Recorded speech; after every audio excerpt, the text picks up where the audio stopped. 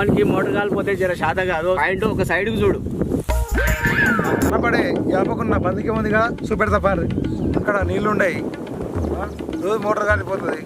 ముగ్గురు ముచ్చట పెట్టుకుంటా మోసుకపోతుంది పారు. ఏది పంతులు గట్లంటో జర కోపానికి రాకు. మరి ఏందయ్యా, 7 నీళ్ళుంటే అలా పడతాయి గట్ల. కానీ ఒక బందుకు పెట్టమంటే ఆడ నీళ్ళు ఉన్నాయి, లేకపోతే ఎట్లా పెడతారా? పంతులు ఆయన తెలవక ఏదో అన్నాడు. రాములు, ఫుల్ పడే పాయింట్ దొరకాలని ఇష్టమైన దేవునికి దండం పెట్టుకోవయ్యా. అమ్మా తల్లి, నీ మహిమలకు వందనాలు. బోరు ఫుల్లు పడే స్థలం నీ దయతో చూయించు తల్లి. నీరు నిచ్చెనెత్తు లేవాలమ్మా, బోరు బండి కింద ఎరులై పారాలమ్మా.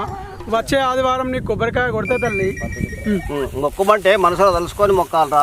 నువ్వు మొక్కున్నది బయటికి వస్తారా మనిషి గాడి. ఊరు పడితే కోడి కొత్తారు, ఆటను కొత్తారు. ఎవరన్నా కొబ్బరికాయ కొడతారా? ఏమన్నా ఉన్నదా బుద్ధి?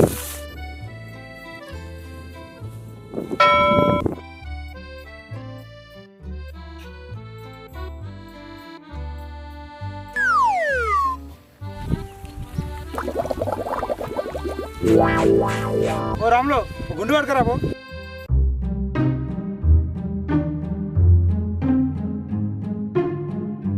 గుండు దొరుకుతుందా? దొరుకుతుంది కదా. ఇంకా గుండు లేదు కదా, ఓ పంతులు ఒక్క గుండు దొరుకుతలేదా? కొబ్బరికాయనే ఆ పంట మీద పెట్టు పంతులు జరా.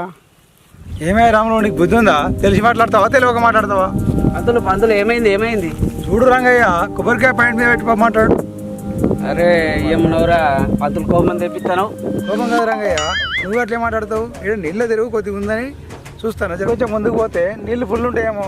ఈయనే కొబ్బరికాయ పెట్టిపోతే ఆడిట్లో చూద్దాం. ఎవరో తువాలు ఉంటాయి ఇక్కడ. ఒకరు చూసుకుంటారేమో. ఒకరి దగ్గర తువాలు లేదా? అరే వాళ్ళు ఇంకిస్తుంటా చూసి అక్కడ పెట్టరా. no.